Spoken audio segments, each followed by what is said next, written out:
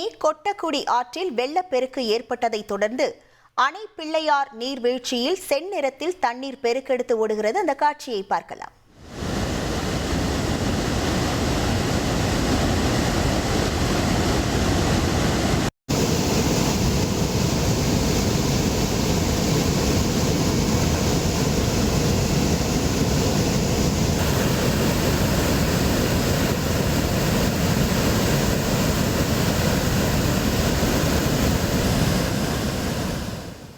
இது தொடர்பான முழு விவரங்களோடு இணைகிறார் நமது செய்தியாளர் யுவராஜா.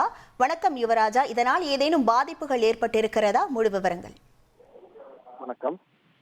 தேனி மாவட்டம் போடிநாயக்கனூர் மேற்கு தொடர்ச்சி மலைப்பகுதிகளான கொட்டகுடி, குரங்கணி, வடக்கு மலைப்பகுதிகளில் தென்மேற்கு பருவமழை தொடர்ச்சியாக 5 நாட்களுக்கு மேலாக பெய்து வருவதால் கொட்டகுடி ஆற்றில் நீர்வரத்து அதிகரித்து தொடர்ச்சியாக 5ஆம் நாளாக அணைப்பிள்ளையார் அணைக்கட்டுக்கு நீர் வெளியாக வைகை அணைக்கு வெள்ள நீர் சென்று கொண்டிருக்கிறது.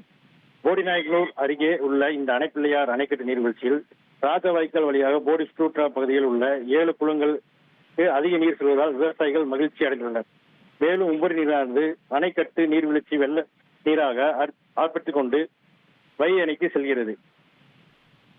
தொடர்ச்சியாக ஏற்பட்டதால் பொதுமக்கள், சுற்றுலா பயணிகள் கொட்டகுடி ஆற்றில் குளிக்கவோ, கால்நடைகளை குளிப்பாட்டவோ, கடக்கவோ முயற்சிக்க வேண்டாம் என பொதுப்பணித்துறையினர் மற்றும் காவல்துறையினர் எச்சரிக்கை விடுத்துள்ளனர்.